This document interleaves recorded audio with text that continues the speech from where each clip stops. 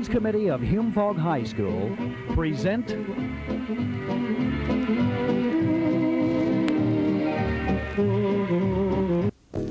the 75th anniversary of Hume Fogg High School.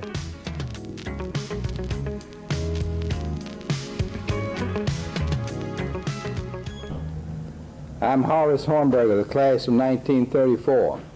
The location of Hume Fogg was a historic site to Tennesseans before the school. This location is only 4 blocks from where the Battle of the Bluffs took place, where our ancestors repelled the Indian attack and saved the young settlement from destruction. Later, the Methodist Church was located here, and the Tennessee legislature met here before the Capitol was built. The early settlers of French Lick were interested in the education of their children. Zachariah White became the first teacher for the children at Fort Mashburn in 1781. In 1785, the Reverend Thomas Craighead, a Presbyterian minister, opened Davison Academy on the Gallatin Pike, across from the present Spring Hill Cemetery. In the following years, many academies and private schools were organized in Nashville, and only boys attended most of these schools. It was not until 1854 that a public school system was established in Nashville. This predated the state public education by 18 years. Hume School was erected on Spruce and Broad Streets in 1854. It was named for Alfred Hume, an early educator and Presbyterian minister in Nashville. Hume School opened January the 4th, 1855, and included both grammar and high school. Hume School had only one graduate, J.L. Weekly, in June 1855. This same J.L. Weekly was president of the Board of Education in 1897. L.G. Tarbox was the first principal of Hume School's high school department. Fogg High was erected in 1874 and was named for Francis B. Fogg, who was the first president of the Board of Education from 1854 to 1860. Mr. C.T. Kirkpatrick graduated from Fogg High School in 1888 and 4 years later from Vanderbilt University with Phi Beta Kappa honors. The present Hume Fogg High School's central and west portions were erected in 1910-1912 on the property formerly occupied by the Hume School and Fogg High School. Hume Fogg had his first graduating class in 1913. In 1916, the East Wing was added. Hume Fogg is the oldest high school in the state, followed by St. Cecilia Academy in 1860 and Chattanooga City High in 1872. Hume Fogg played Chattanooga City High in football in 1932 and 33. Hume Fogg won 13-6 in 1932 and lost 14-0 in 1933. The 1934 class of Chattanooga City High School had a 50th reunion dinner and dance at the Chattanooga Country Club on May the 5th, 1984. Hume Fogg was the only public high school in Davison County until 1917. In 1919, it became the first school in Tennessee to be accredited by the Southern Association of Schools and Colleges. To date, there have been 130 years of Hume Fogg graduates. Until the late 1930s, Hume Fogg was an academic high school with a traditional classic curriculum of Latin, English, foreign languages, advanced mathematics, and science. So high were her standards that her graduates were easily admitted to colleges and universities all over the nation. With the building of other high schools in Nashville, Hume Fogg once again met the needs of the community by becoming in 1940 the first technical and vocational school in our area. In the late 1970s, new comprehensive high schools began to offer technical training as well as the basic curriculum, and Hume Fogg was no longer needed in that capacity. Now, once again, she has become an academic high school, serving as an unzoned magnet school for the above-average students in Nashville. As in the past, Hume Fogg still strives to provide her students with the type of education they will need to function in today's changing society. The following high schools in Davidson County, when we were at Hume Fogg, have been closed. Our chief rivals, Central High, Wallace, Duncan, Peabody Demonstration School, and Ward Belmont. Isaac Litton is no longer a high school. The historic Hume Fogg building is one of the best constructed buildings in Nashville. Historically, the building ranks with the state capitol, the federal building across the street from Hume Fogg, St. Mary's Catholic Church, the downtown Presbyterian Church, and Tulip Street Methodist Church.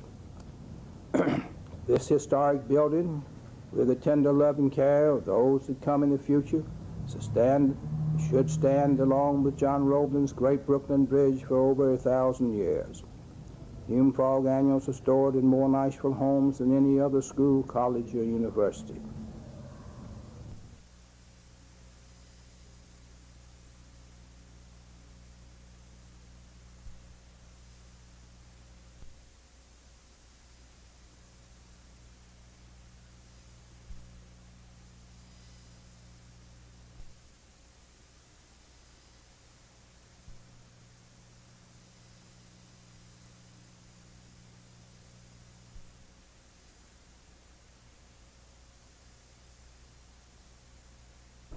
This is Mrs. W.W. Harlan, who was a member of the class of 1913 at Hume Fogg High School.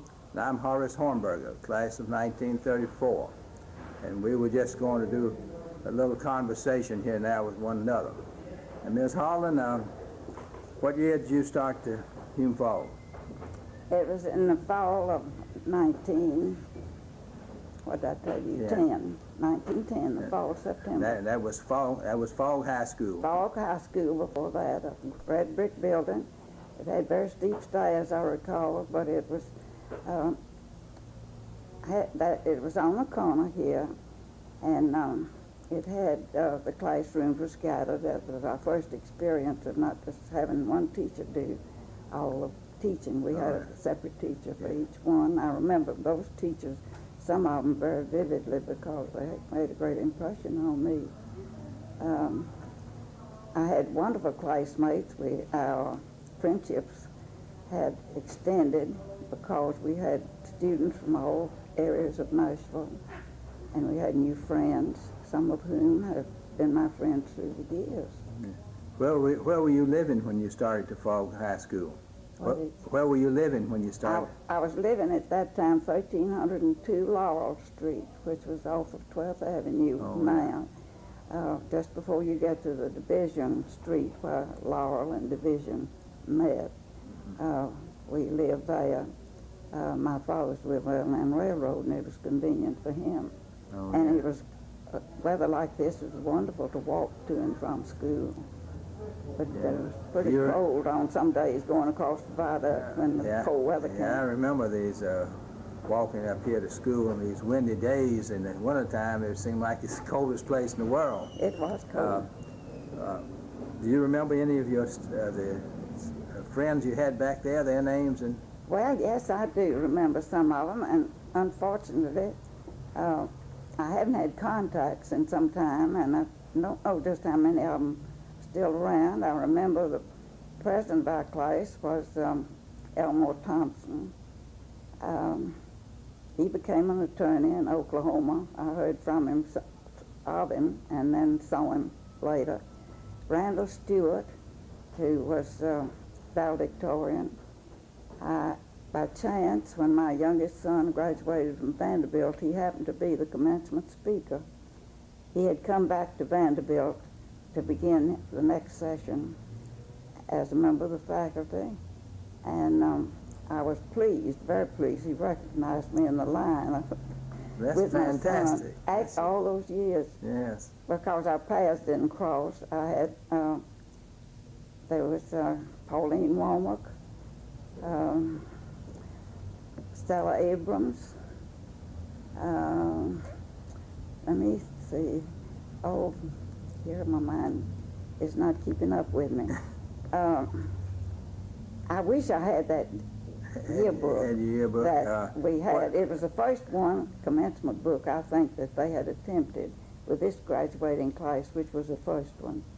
I remember our commencement exercises were here in the Raman Auditorium. Yeah, that's the same place it Yes. was when I was here, Yeah. Ryman. And from a girl's standpoint, we thought we had been mistreated a little bit because some previous commencements had been so noticeable that some girls had loved their commencement dresses than others, and some were burdened with flowers, and the next one wouldn't have any. So they made a ruling our dresses could cost $3.50, and we could have $1.50 bouquet of sweet peas. Well, we thought we'd been mistreated, but we were not. I guess it was a good picture. I was glad to get to graduate. I'd have carried anything. But it was a commencement that was different to other commencements that they'd had. And it pleased me a lot that Randall Stewart remembered me after those years. Elmore Thompson, I understood, went through law school and encountered an uncle of mine in Oklahoma, and their conversations came back to Nashville, and he, by the way, asked if, or my uncle did, ask if he remembered me, and he did. And some years later, as I crossed on Dedrick Street from the building there that was an office building across to Andrew Jackson, I saw him coming out of the Andrew Jackson, and I thought, that's Elmore Thompson.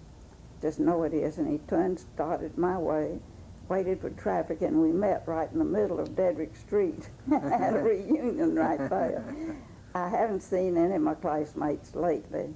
There was a man by the name of Burkett. I can't remember his initials right now. And he was succeeded by a man by the name of Kirkpatrick. Oh, Mr. C.Q. Kirkpatrick? Yes, and he was here a long time. Yes. We had wonderful teachers. That was our first experience of having different teachers rather than one teacher for all subjects. Right. You know, and the experience of going from one end of the building to the other for your classes was a different one, because in the grammar school we didn't do that. An English teacher, and she was we all remember her. I don't think you could. I think that is the one teacher up here that every student in the school knew who she was. And Granville G.Q. Lipscomb was a chemistry teacher, and Horace Lipscomb, his brother, I've forgotten what he taught. He was not teaching. I remember Mr. G.Q. because he used to be the secretary and treasurer of the Athletic Association. Yeah. When we played football and made a trip, he always handed us out our money to buy our dinner with. How were the athletic teams when you were here, did they? Well, they had a football team. Now, I've forgotten if I ever knew. I guess I knew where they practiced. But I know they played at Old Salford Dale. Yeah, that's where they practiced too. We did the same thing. Yeah. And I know that I've come home from many a game hoarse because a bunch of us would get together and didn't have a cheerleader, but we cheered anyway. And I'd be so hoarse that I couldn't talk, and my father would think he didn't understand that, and I didn't either. Oh, yeah. But, you know, things like that go through my mind when so many times when I'm by myself, it's easy to think about those things. But we had lots of fun during that time. It was fun that we made. It wasn't made for us. Yeah. And I think I was pretty lucky. They had, the year after I graduated, I believe was the year that they first had their first girls basketball team, if I'm not mistaken. It was not soon after we graduated. So you started to old Fogg School, and Murphy School. when they turned that down, that way you went to Murphy School. And then on to this all the building. students went out to Murphy School during that time. And you see, they came from all sections of town too, and Right. we rode the streetcar. Right. If they didn't walk, some of them were within walking So distance. while the first section of this building was being built, Yeah. you all attended Murphy School. Everybody and went to then you Murphy. came back down here in the fall of 1912. 1912. 1912 and graduated in 1913. They had a 3-year course then instead of 4. Right, that's right. They had the 10th, 11th, and 12th Yeah. grades. And that's the first time we'd had an auditorium to assemble in too. Oh, yes, I see. That's right. The old And Fogg School did not have an auditorium. I don't remember it, or if it did, it didn't. We were not all there at the same Yeah, time. I believe right. we didn't have it in old building. And a Mrs. Cornelius, a wonderful lady, was the first teacher that I had in Is there. that Miss Sammy Cornelius? Miss Cornelius? Yeah, Yes. Miss Sammy Cornelius? Oh, yes. yes, I remember her very Yeah. well. Yeah. Right.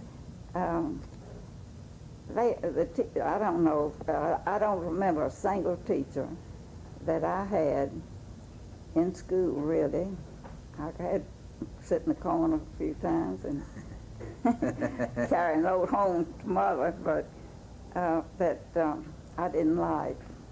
You liked I all. think You liked faculty- all your teachers. Huh? You liked all your teachers. I did. I can't think of a teacher that I did not like and I did not respect, and I don't remember a thing about any of them. Sorry if I hurt something. You didn't. Any of them that I wouldn't have liked to have been with again if I had the opportunity. Well, I think that's true with all of us. I think we had some difficult times with the teachers, but as the years go by, we thought more and more of them. Well, as we've had experiences with our own families, I think it's impressed on us that it's not a funny thing to be a teacher sometimes. No, it's bound to be a real hard Yeah. job. Of course, I remember Mr. Kirkpatrick quite well. I was very fond of him. Mr. Oliver, Mr. W.H. Yeah, I Oliver. remember, but he was later. Yeah, I don't he was remember later. him being here that year. Yeah, he was teaching here when I started, and he moved over to East High. And then, of course, I had Miss Goodwin several times.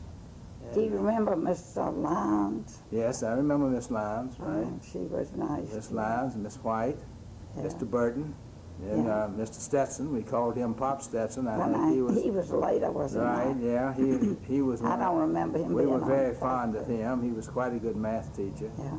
One thing and another. When I was here, Math was the hardest, I think, of all the subjects for me to grasp. Taylor says that he still has students that like to play some, though they all pretty good students, I think. When I take my reports home, Mother would look them over and then she'd say, I want a better one next time. And she'd kind of pin me down a little bit. Maybe I did get through without any failures, but I didn't always make honor roll either. How many was in your graduating class? Do you remember? If I remember correctly, it was the largest one they'd had, and we had about 100, if a few over. I wish I could remember exactly, but it was the largest graduating class they'd ever had. I'm wondering, I've often wondered if these outlying schools, they had to ride the streetcar, even if they came to the old school. Right.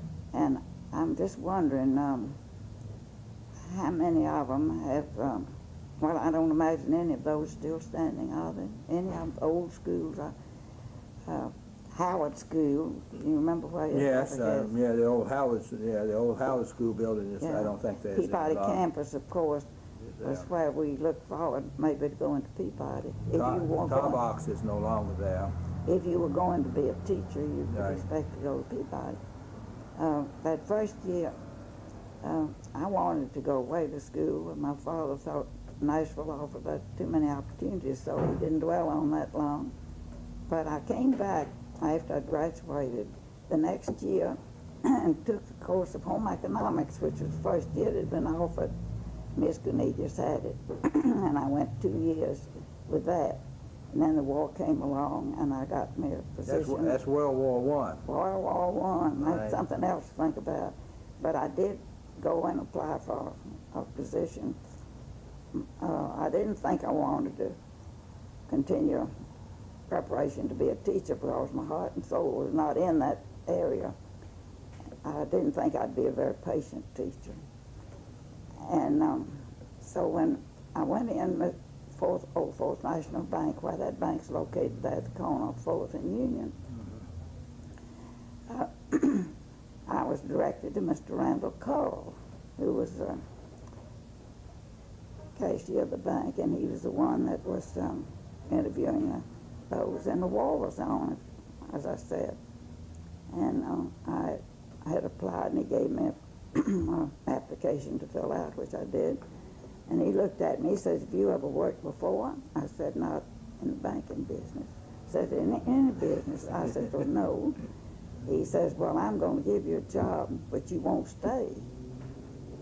And I took that with a grain of salt. And so then he said, how much are you expecting? I said, how much do you pay? He said, I'll give you $30 a month. I took it. And well, it went a lot further than it does now, I'll say that. But it was an experience that I wouldn't take anything for. It's been a pleasure talking with you. I'm still able to take care of myself so far. And I've a lot of happy memories. It's certainly been a pleasure. I'm Horace Hornberger of the class of 1934, here with Mrs. W.W. Harlan, the class of 1913, and some Hume Fogg students currently. My name is Dio Mo'oi, and I will be graduating the class of 1989. I'm in the junior class. My name is Gia Payne. I'll be graduating this year with the class of 1988. Hello, my name is Hui King, and I'm a junior here at Hume Fogg, and I'll be graduating in the class of 1989. My name is Michael Vesey. I'm a sophomore. I'll be graduating in the class of 1990. My name is Jessica Wilson, and I'm a freshman. I'll be graduating in 1991. My name is Heath Larkin, and I'll be graduating in the class of 1990.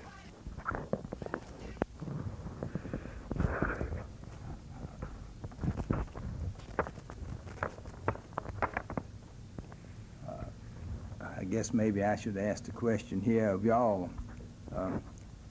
How do you like Hume Fogg today?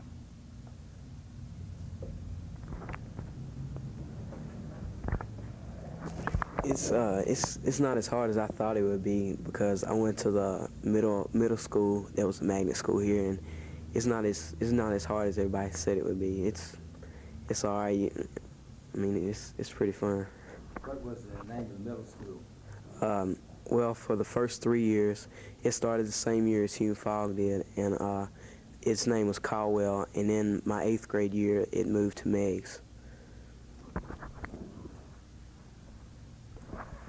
It's different here, but I like it because I have all my friends here, and the classes they're a little bit harder, but they're not as hard as I thought it would be. How do you get to school now? I ride in a carpool with a friend, and then my mom picks me up. How far do you live from the school? I live over on the other side of town in Madison. Well, it's a lot different from public schools because I have friends at public schools. And it's mainly the environment, the academic atmosphere here. And I also went to Caldwell and in the 8th grade, and so I was pretty used to the atmosphere. Well, it's a little challenging for me because I'm in my 3rd year, and this is usually the hardest of them. But I think it's fun. I do have to give up a little of my social life, but in the long run, I know it would be worth it.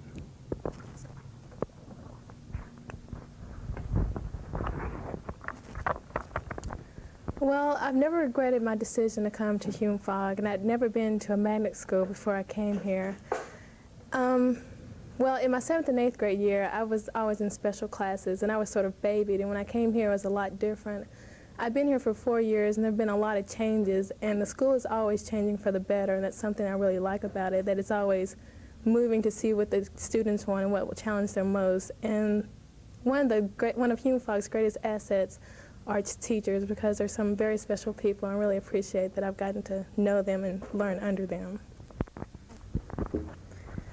I would agree with the rest of the people because I went to Hillwood High School last year, which is a local, which is a school you're zoned to, and Hume Fogg is a collection of students from all over Nashville for magnet students, and it's a lot different. I mean, you have to give a lot more than you would in a regular high school, and because of the academic environment, and they offer the same courses basically in high school, except it's under more rigorous, you have more rigorous training for it, and you just have to give a lot. It's kind of hard. Would y'all like to ask Mrs. Holland or myself anything about how the school was when we were here? Yeah. What was the environment like when you went to high school? I mean, was it really free, or how much freedom did you have? Depending on what you say free, we didn't have the freedom that the students have today, it seems to me, because we didn't talk in the corridors. We went from one class to another, and that was different to what we'd had. And we'd had to go orderly. We couldn't get in bunches. It was not as relaxed an atmosphere, I think, as you have now. But I don't think we learned any more by that treatment than you learned today. I can't say that I thought it was an outmoded thing to do that. It just never had been done before. Well, when I was here, once you came in the school, you did not leave the school building until school was out. The doors were, someone was always at the door. As Ms. Holland said, you were pretty well under control. Students didn't have too many rights. Teachers had all the rights. But I guess that's the way it should have been, and we survived it and enjoyed it. This was a great place to meet a lot of people, a lot of friends. We had considerably more students than you have here today in the school, and we still were, when I started here, the only city high school. It was during my time here that East High was built. Do you have a question? Well, since you brought up the fact that you weren't allowed to leave the school, I was thinking about how much freedom we do have here compared to most public schools, and that they do give us a lot of freedom, and we can leave the school building if you're a senior and go out for lunch, and they take us out for field trips and things like that. So there were a lot of differences between now and then. And the fact that since so many of us come from so many different areas of Nashville, we get to share a lot and know a lot of things. So I'm glad I didn't go here when you were here, because it sounds kind of strict. That lunch, going out for lunch, was something I never heard of. Well, I'd just like to know if, when you were going to school, did you have a heavy academic load? Sorry. Well, I'd just like to know, when you were going to school here, did you have a lot of homework? Oh, yes, we did have homework, and I don't mean for just one subject. It was in all of them, and we had to come up with it, or we didn't get good grades. And there was no such thing as letting things overlap. If you did, you got too far behind. They were much stricter, or should I say more strict? Then you have privileges that I don't know whether they were granted to us that we never thought of, I think. One of them was leaving the building. When we came, we knew stayed here until the building school day was over. But we didn't talk in the corridors, going to and from classes. Recess we did, had a good time. But we had those books to take with us everywhere. We didn't have a desk. We had a desk assigned to us, but it was paid us to take more than one book with us, because we'd have to go back and get something else usually. We'd have references that we'd have to take care of. I wonder if they are less strict now than they were then. When I see students as I pass here, out on the streets, on the steps, talking between classes, obviously, but it was certainly something we didn't even think it was about doing it. I don't know whether we could have if we'd thought of it, but it wasn't allowed then. I'd just like to know, are there any subjects, classes that you had that we don't have now? Well, I'm not sure I know what classes you have now. I had math, English, what other classes did I have? You probably had Latin and Spanish. Oh, Latin. I got the German books, and I looked at it, and I decided I'd take Latin after I saw that German book. We did not have elective subjects. We had to take certain subjects. It wasn't an optional thing. After you got through with that, you could supplement it. If your grades justified, you could add a fifth subject. But those... You had four, that's right. You had four. We had Latin. Oh, yeah, that Latin or something translate, but you learn a lot. I'm not sorry we had it, but I sure had a struggle with math. My great-grandmother went here, and she said that when she went here, the boys stayed on one side and the girls on the other. Was it like that one?